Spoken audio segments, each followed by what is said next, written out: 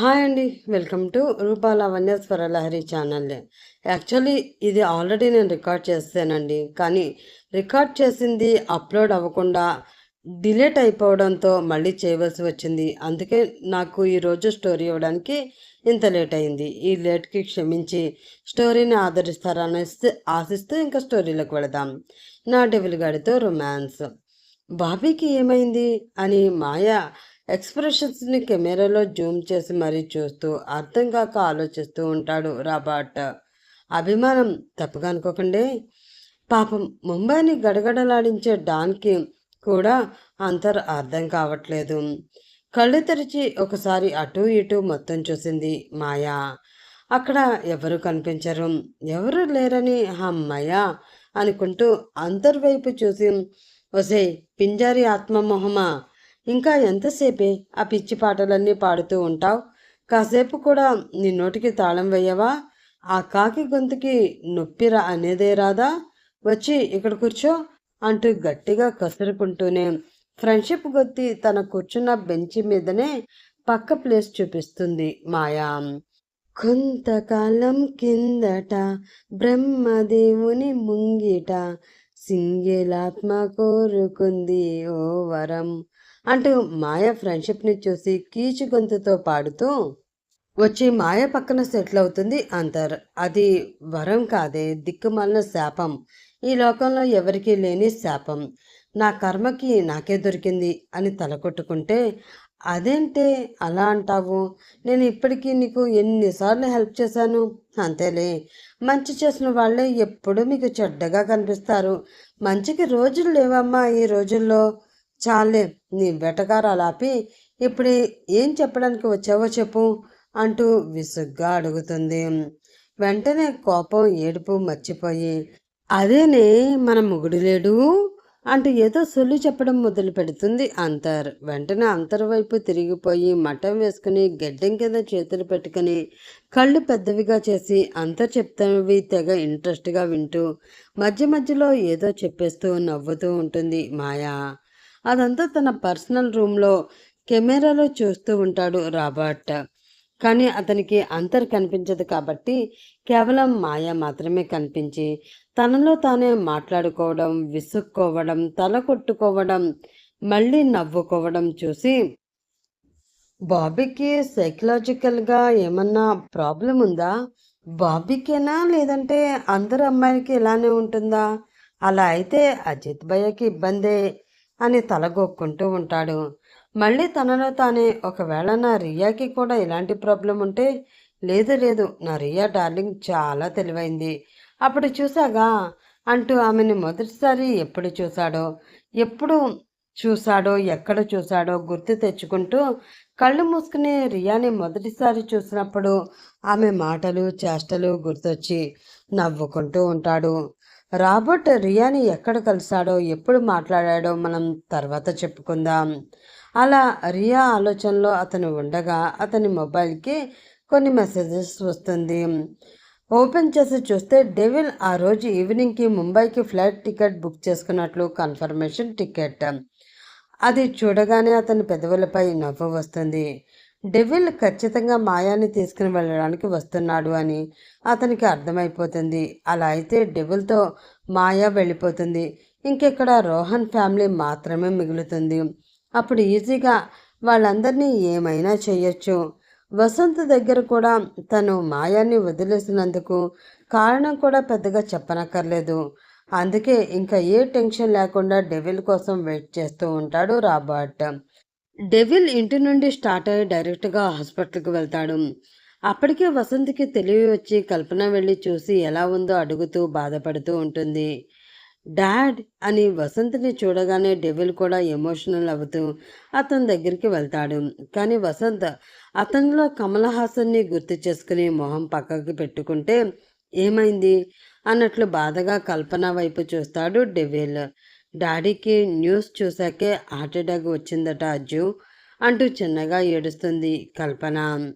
తను అనుకున్నదే అయ్యేసరికి ఒక క్షణం కంగారు పడినా, ఎప్పటికైనా వసంత్ మాయాన్ని యాక్సెప్ట్ చేయవలసిందే కాబట్టి, డాడ్ ప్లీజ్, ఎన్నిసార్లు చెప్పాలి, ఐ లవ్ హర్, మీకు మమ్మీ అంటే ఎంత ఇష్టమో నాకు మాయ అన్న అంతే ఇష్టం. అర్థం చేసుకోండి. She's very pure hearted person అంటూ నచ్చ చెప్పాలని చూస్తుంటాడు. కానీ వసంత్ మాత్రం మొహం కూడా తిప్పడం. ఈలోపు డాక్టర్ వస్తే, డాక్టర్ డాడీకి ఇప్పుడు ఎలా ఉంది అని అడుగుతాడు డెవిల్. సార్ ఇప్పుడు ఓకే సార్, కానీ ఇకపై కొంచెం జాగ్రత్తగా ఉండాలి. స్ట్రెస్ లేకుండా ఆయనకి నచ్చే విధంగా అన్నీ అయ్యేలా చూసుకోండి. షాకింగ్ న్యూస్లు చెప్పకుండా చూసుకోండి అంటూ వసంత్ ఏం చెప్పమన్నాడో అదే కంఠస్థ పెట్టి అప్పచెప్పుతాడు డాక్టర్.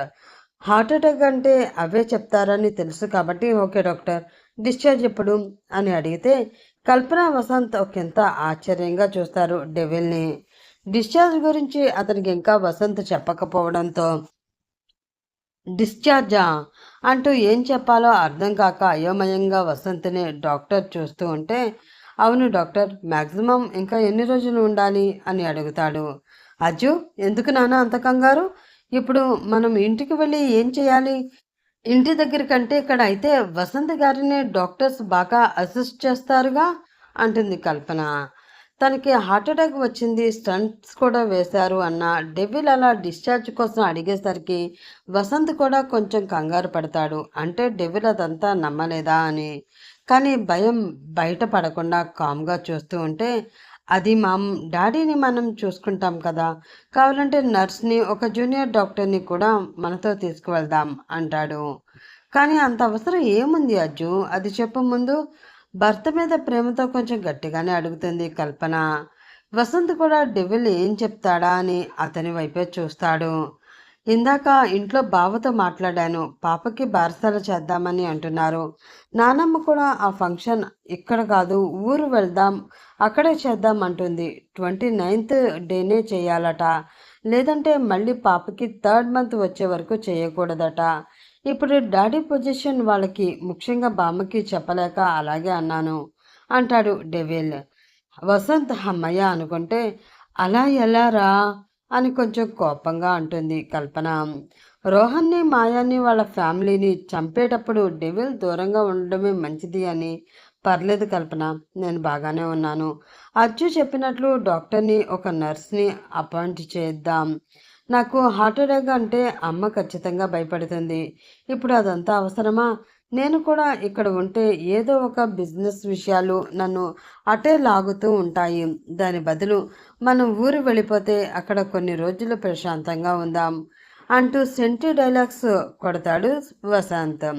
ఇంకా వసంత్ కూడా అలా అనడంతో కల్పన ఏమీ అనలేక సరే అంటుంది.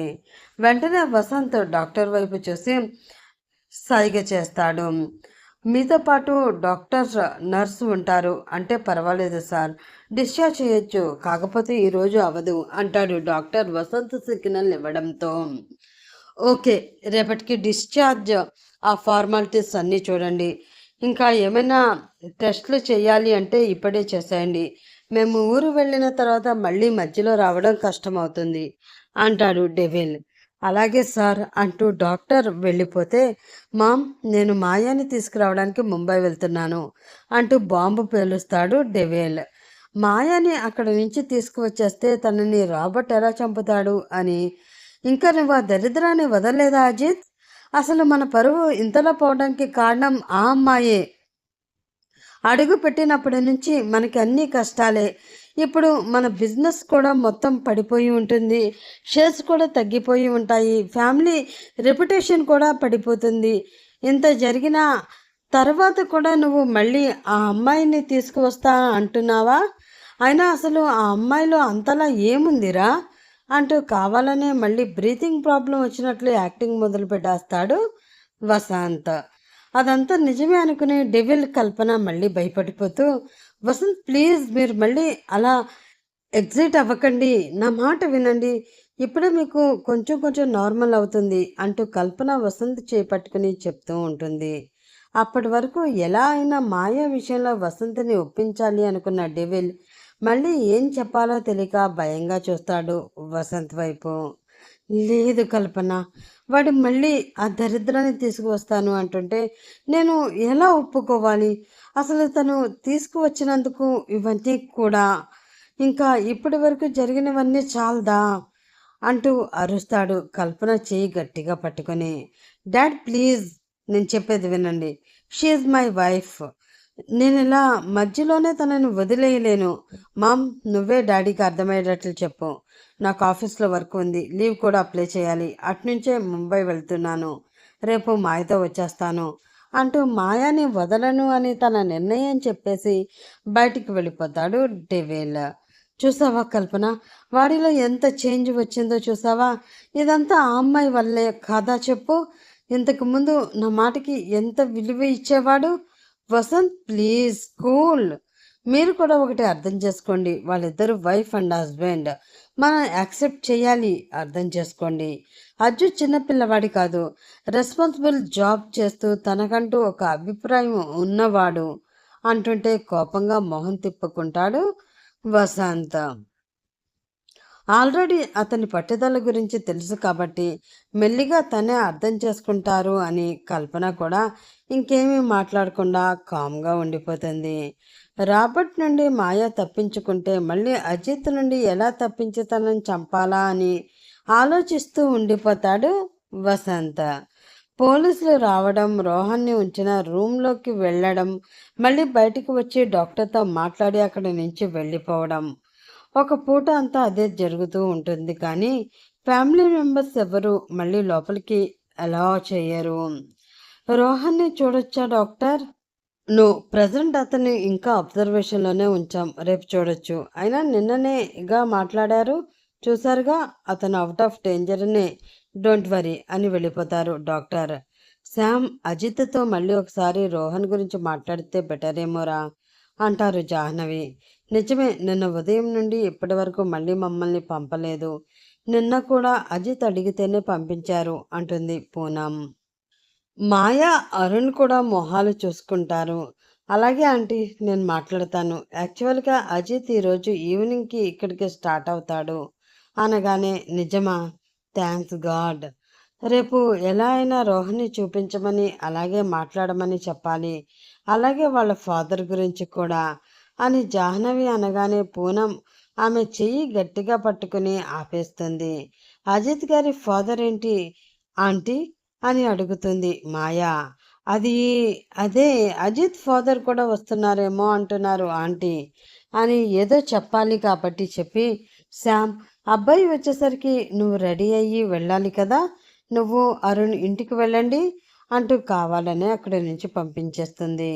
అరుణ్కి కూడా పూనం ఇంటెన్షన్ తెలుసు కాబట్టి పద శామ్ అంటూ ఇద్దరు హాస్పిటల్ నుండి ఇంటికి స్టార్ట్ అవుతారు. అదే రోజు ఈవినింగ్కి డెవిల్ ఆఫీస్లో లీవ్కి అప్లై చేసి అప్పటికే లేట్ అయిందని ఇంటికి కాల్ చేసి చెప్పేసి అటు నుండి అటే ఎయిర్పోర్ట్కి వెళ్ళి ముంబైకి ఫ్లైట్ ఎక్కేస్తాడు. గంటన్నరలో ఫ్లైట్ ల్యాండ్ అయితే అతన్ని రిసీవ్ చేసుకోవడానికి అన్నా చెల్లెళ్ళు ఇద్దరు ఎయిర్పోర్ట్లో రెడీగా నవ్వుతూ కనిపిస్తారు. ఈరోజు ఎవరైనా టెర్రరిస్ట్ దొరికేశాడా, లేదంటే ఇండియా పాకిస్తాన్ ఫ్రెండ్స్ అయిపోయాయా? ఆ ఏమంటున్నావు డెవిల్? మరి లేదంటే మీ ఇద్దరు నాకు వెల్కమ్ చెప్పడానికి డైరెక్ట్గా ఎయిర్పోర్ట్కే వచ్చేసారుగా, అందుకే అడుగుతున్నా. చిన్నగా నవ్వుతూ అడుగుతూ ఉంటే, వెటకారంలో కూడా టెర్రరిస్టులు ఇండియా పాకిస్తానా అని అరుణ్ బుర్ర గిర్రమని తిరుగుతుంది. దేవుడా, ఇప్పుడు కూడా పోలీసు మాటలేనా టెర్రరిస్టులు పాకిస్తాన్ ఇండియా అనుకుంటూ? ముందు నువ్వురా, నీతో చాలా విషయాలు చెప్పాలి అంటూ చనువుగా డెవిల్ చేయి పట్టుకుని బరబరా లాక్కుంటూ బయటికి తీసుకు వెళ్ళిపోతుంది మాయా. వాళ్ళ మధ్య వచ్చిన చనువు చూసి అరుణ్ కూడా చిన్నగా నవ్వుకుంటూ వాళ్ళ వెనకే నడుస్తూ ఉంటాడు. వచ్చినప్పుడు క్యాబ్లో వచ్చి వెళ్ళేటప్పుడు మళ్ళీ అరుణ్ క్యాబ్ బుక్ చేస్తూ ఉంటే, అవసరం లేదు, ఆల్రెడీ మన కంపెనీ కార్ వచ్చింది, బయట వెయిట్ చేస్తున్నారు పదండి అంటూ వాళ్ళ కంపెనీ నుంచి వచ్చిన కారులోనే ముగ్గురు ఇంటికి స్టార్ట్ అవుతారు. అప్పటికే చాలా లేట్ నైట్ అవ్వడం వల్ల ఆ టైంలో ముంబై ట్రాఫిక్లో హాస్పిటల్కి వెళ్ళడం కష్టమని ఉదయం వెళ్ళాలని డిసైడ్ అవుతాడు డెవిల్. వాళ్ళిద్దరికీ ప్రైవసీ ఇస్తే బాగుంటుంది అని అజిత్ సార్, హాస్పిటల్లో అమ్మ వాళ్ళకి ఎవరు లేరు కదా, మీరు జర్నీ చేసి వచ్చారు. ఈ నైట్ టైంకి రెస్ట్ తీసుకోండి. నేను హాస్పిటల్లో ఉంటాను అంటాడు. రోహన్కి థ్రెడ్ ఉందని తన సిక్స్త్ సెన్స్ చెప్పడంతో అలాగే అంటూ వెంటనే ఒప్పేసుకుంటాడు డెవిల్ కూడా. సగం దూరం వచ్చిన తర్వాత మెట్రో దగ్గర కారు ఆపితే అక్కడి నుంచి మెట్రోలో హాస్పిటల్కి వెళ్ళిపోతాడు అరుణ్. వీళ్ళు మాయా వాళ్ళ ఇంటికి మళ్ళీ స్టార్ట్ అవుతారు. దారిలో వెళ్తుంటూ ఆ న్యూస్ గురించి చాలా భయం వేసిందని, అలాగే ఆమె ఎంతలా భయపడిందో అతని చెయ్యి చుట్టూరి భుజంపై తల అంచి చెప్తూ ఉంటుంది మాయా. ఆమె భుజం చుట్టూ చేతిని వేసి తలపై చిన్నగా ముద్దు పెట్టి, ఏం కాదు బుజ్జమ్మ, చెప్పగా నేనంతా చూసుకుంటాను అని. కాకపోతే ఆ రోజు అది చాలా వైరల్ అయింది. సో నిన్ను ఎవరైనా ఏమన్నా అన్నా కూడా నువ్వు పెద్దగా పట్టించుకోకు. మహా అయితే కొన్ని రోజులు గుర్తు పెట్టుకుంటారు. నీ మొహం నా మొహం గుర్తుపట్టి అడగడానికి ట్రై చేస్తారు. ఆ మాటలేవి మనం పట్టించుకోకూడదు. అప్పటికే వాళ్ళు కూడా అవన్నీ వదిలేస్తారు. నాకు మాట ఇవ్వు, నువ్వు అవేమీ పట్టించుకోను అని అంటూ చెయ్యి చాపుతాడు. నువ్వు నాకు తోడుగా ఉన్నంత వరకు నాకు ఎటువంటి భయం లేదు డెవిల్. మ్యాక్సిమం పట్టించుకోకుండా ఉండడానికి ట్రై చేస్తాను. కాకపోతే మావయ్య గురించి భయంగా ఉంది అంటుంది వసంత్ మాటలు చూపులు గుర్తొచ్చి. అప్పటి వరకు ఇప్పటి వరకు నేను చెప్పింది బయట వాళ్ళతో పాటు డాడీ గురించి కూడా. ఆయనకి ప్రజెంట్ నీ మీద కోపం ఉండవచ్చు, కానీ ఏదో ఒక రోజు నీ గురించి తెలుసుకుంటారు. అందుకే ఇంతలా చెప్తున్నాను. ఆయన ఏమన్నా నువ్వు పట్టించుకోకు అని అంటాడు. నా వల్ల మీ ఇద్దరి మధ్య దూరం రాకుండా ఉంటే నాకు అంతే చాలు డెవిల్, ఇంకేం వద్దు అంటుంది మాయా. ఇంకా దారి పొడవునా ముంబైతో తనకున్న జ్ఞాపకాలు అన్నీ గుర్తు చేసుకుని ఒక్కో ప్లేస్ చూపిస్తూ అన్నీ చెప్తూ ఉంటుంది. డెవిల్ కూడా నవ్వుతూ అవన్నీ ఓపిక్గా వింటూ నవ్వుతూ ఉంటాడు. ఇద్దరు బయట డిన్నర్ చేసి టైం 12 దాటుతుండగా ఇంటికి చేరతారు. డోర్ క్లోజ్ చేసిన వెంటనే మాయాని డెవిల్ వెనక నుండి గట్టిగా హత్తుకుని మెడపై తలాంచి గట్టిగా కళ్ళు మూసుకుంటుంటాడు. అది ఆ ఒక్క కౌగిలిలోనే తనని ఎంతలా మిస్ అయ్యాడో గట్టిగా హత్తుకుని చెప్తుంటే మాయ కూడా నవ్వుతూ కళ్ళు మూసుకుంటుంది. హలో సార్, ముందు ఫ్రెష్ అవ్వండి అంటుంది అలాగే నవ్వుతూ. అవసరమా బుజ్జమ్మా? ఏసీ కార్లో, ఏసీ ఫ్లైట్లో, ఏసీ ఎయిర్పోర్ట్ నుండి వచ్చాము. ఇంకా నాకు చెమట ఎక్కడ పట్టేస్తుంది ఫ్రెష్ అవ్వు అనడానికి? ఆహా, అయితే స్నానానికి కూడా ఈరోజు బద్ధకం వచ్చేసిందా? బద్ధకమా? అది స్నానానికే, మిగతా వాటిల్లో అస్సలు కాదు. చూపించమంటావా అంటాడు వెనక్కి తిప్పి అతని పైకి లాక్కుని. హలో సార్, అక్కడే ఆగండి. అలాంటివేం కుదరదు. మీరు అరుణ్ రూమ్లో, నేను నా రూమ్లో విడిపించుకోవడానికి ట్రై చేస్తూ అంటుంది. అత్తగారింట్లో దూరంగా ఉంటే పాపం తగులుతుందంట బేబీ. నీకు తెలియకపోతే అత్తని అడుగు. ఆహా, ఎవరు చెప్పారు బాబు? నేనే. నిన్ను? నిజమా? నాకు ఈ సంగతి తెలియదే. రూపాన్ని అడిగి నేను కన్ఫర్మ్ చేసుకుంటాను. మీరు కూడా కామెంట్లో అడగండి, మరి రూపా పాప ఏం చెప్తుందో చూద్దాం.